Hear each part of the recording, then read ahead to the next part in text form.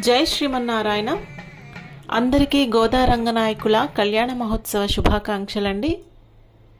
విరజా నది కావేరి అటే, పరమ పదము శ్రీరంగమటే.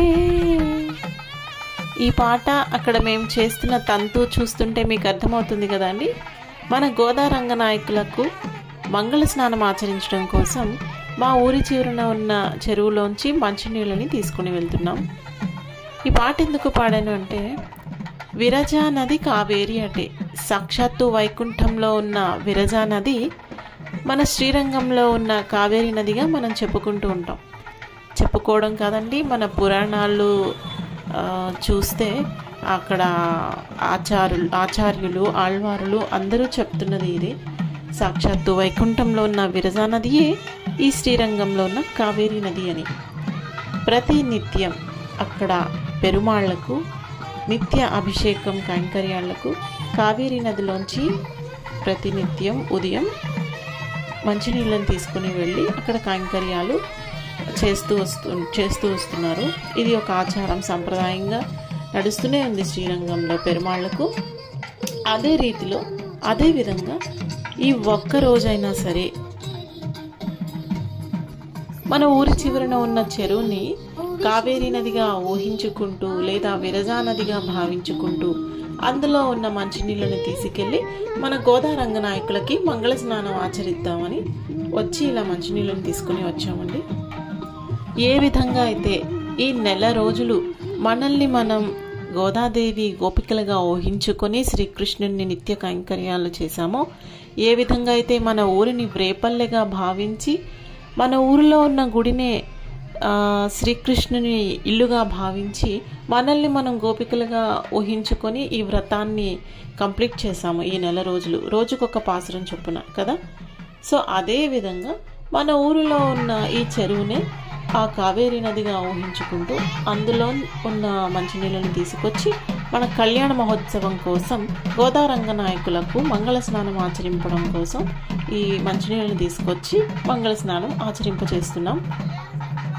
నెల రోజుల పాటు పూజలు అందుకున్న గోదా రంగనాయకులకి మంగళ స్నానం ఆచరింపచేయడం కోసం కదిలిచ్చాము. నెలగంటు పెట్టిన నుంచి కూడా ఈ నెల రోజులు మన ఆండాళ్ళ తల్లి రచించి ఆచరించిన తిరుప్పావై వ్రతాన్ని రోజుకొక పాసురం చొప్పున గానం చేస్తూ మనం కూడా తిరుప్పావై వ్రతాన్ని ఆచరించాము.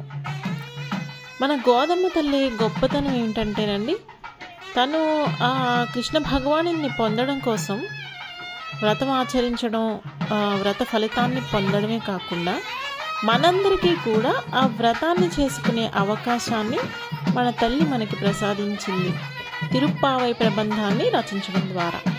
అంతే కదా, ఆ తల్లి ఏదో వ్రతం కృష్ణ భగవాన్ని పొందాలనుకుంది, పూజించుకుంది, వ్రతం ఆచరించేసి ఆ స్వామి అనుగ్రహించారు, కళ్యాణం చేసుకొని వ్రత ఫలితాన్ని పొంది వెళ్ళిపోలేదు.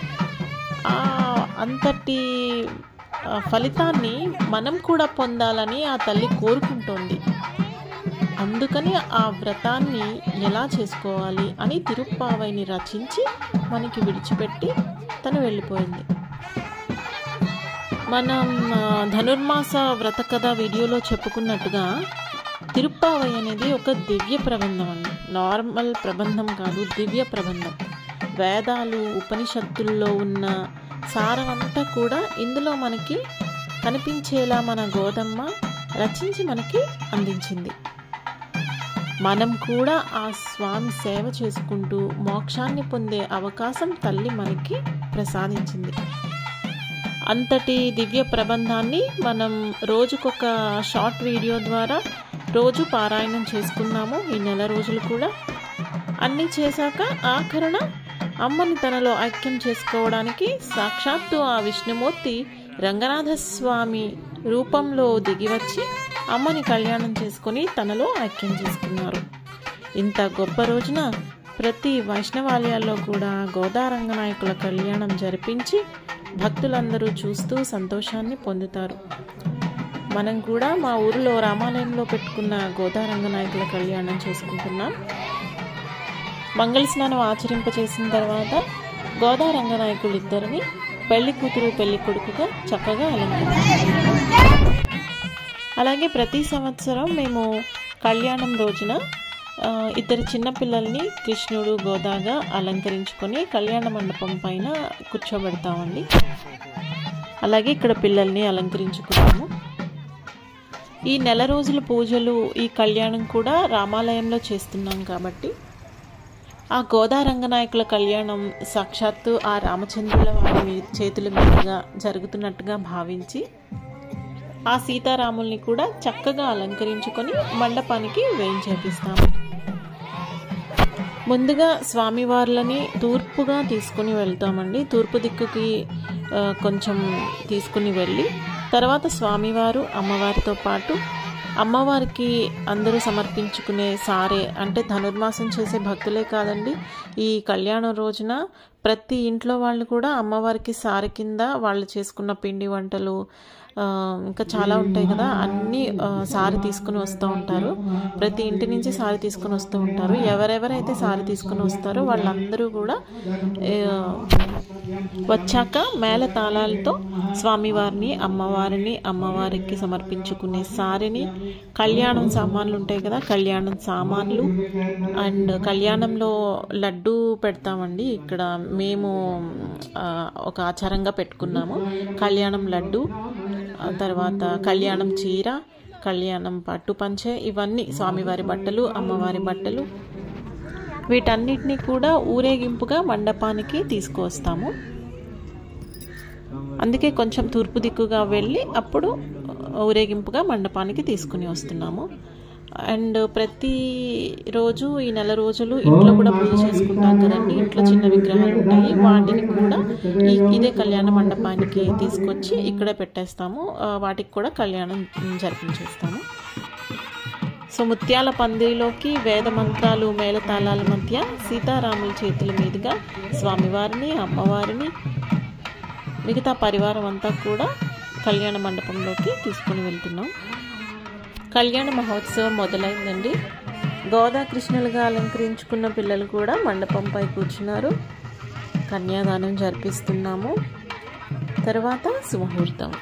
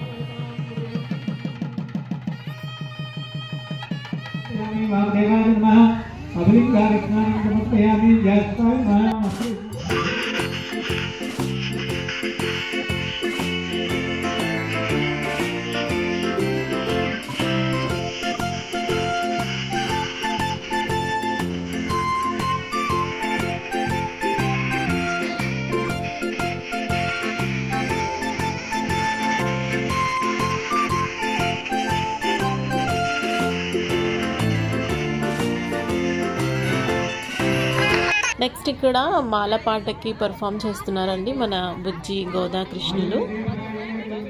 మాలై సాற்றினாள் கோதை மாலை மாற்றினாள், மாலை சாற்றினாள் கோதை மாலை மாற்றினாள், மாலடைந்து மதிலரங்கன் மாலையவதன் மாம்பலே, மாலை சாற்றினாள் கோதை மாலை மாற்றினாள், மாலடைந்து மதிலரங்கன் மாலையவத மாம்பலே, மையலாய் தையலாய் மாமலக்கராத்தினாள், மையலாய் தையலாய் மாமலக்கராத்தினாள், மாலை சாற்றினாள் கோதை மாலை மாற்றினாள், துளசி மாலையை சாற்றினாள், துளసి మాలై సాற்றிనాள். ఈ మాల మార్పిడి అనేది ఒక సాంప్రదాయంగా వస్తూ ఉందండి మన గోదా కళ్యాణంలో. ఇది అత్యంత ముఖ్యమైన ఘట్టం అని చెప్తాం. మన గోదా వేసుకున్న మాలలు రంగనాథుడికి ఎంతో ప్రీతి కదా. సో అందుకని ప్రతి గోదా కళ్యాణంలో కూడా ఈ మాల మార్పిడి అనేది చేస్తాము. గోదా మాలలు కృష్ణుడికి, కృష్ణుడు వేసుకున్న మాల గోదాకి మార్పిడి చేసి వేస్తాము. మాలై సాற்றினாள் கோதை மாலை மாற்றினாள், மாலை சாற்றினாள் கோதை மாலை மாற்றினாள், மாலட இந்து மதில ரங்கன் மாலையவதர் மாம்பலே மாலை சாற்றினார் கோதை மாலை மாற்றினார். மாலட இந்து மதில ரங்கன் மாலையவதர் மாம்பலே மையலாய் தையலாய் மாமலக்கராத்தினார் மையலாய் தையலாய் மாமலக்கராத்தினார் மாலை சாற்றினார் கோதை மாலை மாற்றினார். துளசி మాలయే సాற்றிనార్ తులసి మాలయే సాற்றிనార్. ఈ మాల మార్పిడి అనేది ఒక సాంప్రదాయంగా వస్తూ ఉందండి మన గోదా కళ్యాణంలో. ఇది అత్యంత ముఖ్యమైన ఘట్టం అని చెప్తాం. మన గోదా వేసుకున్న మాలలు రంగనాథుడికి ఎంతో ప్రీతి కదా. సో అందుకని ప్రతి గోదా కళ్యాణంలో కూడా ఈ మాల మార్పిడి అనేది చేస్తాము. గోదా మాలలు కృష్ణుడికి, కృష్ణుడు వేసుకున్న మాల గోదాకి మార్పిడి చేసి వేస్తాము.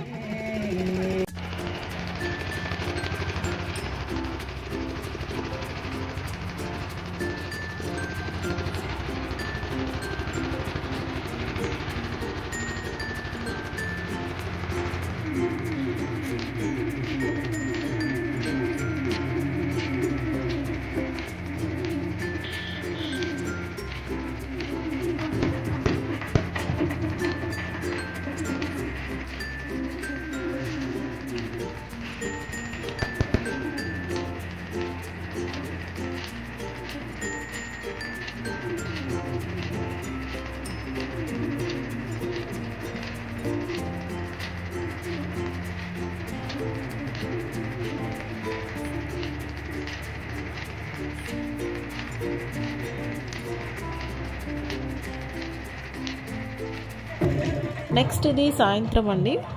సాయంత్రం తిరువీధి మహోత్సవం అయితే కళ్యాణం ఎంత బాగా జరిగిందో ఇది అంతకన్నా కోలాహలంగా బాగా జరుగుతుందండి. కోలాటాలు, బాణసంచాలు, భజనలు, మంగళ వాయిద్యాలతో తిరువీధి చేస్తాము. మన కళ్యాణం చేసిన గోదా రంగనాయకులతో పాటు ఆండాళ్ళ తల్లి పటం, అలాగే వేరొక పల్లకీలో సీతారాముల్ని కూడా తిరువీధి చేస్తాము. పిల్లలైతే అసలు ఎంతో ఉత్సాహంగా పాల్గొంటారండి ఈ తిరువీధిలో. పల్లకి అయితే కాంపిటేటివ్గా పల్లకి మోస్తారు. చాలా కోలాహలంగా సందడిగా అందరూ పాల్గొంటారు. ఈ విధంగా మా కళ్యాణ మహోత్సవం జరిగిందండి. ఎవ్రీ ఇయర్ ఇలాగే జరుగుతుంది. ఇక నెక్స్ట్ వచ్చే ఇయర్స్ కూడా ప్రతి ఇయర్ తిరుప్పావై వ్రతం చేసుకోవాలి, కళ్యాణం ఇలాగే చేసుకోవాలి, ఇంకా ఇంకా బాగా చేసుకోవాలని ఆ అమ్మవారిని, స్వామివారిని కోరుకుంటున్నాను.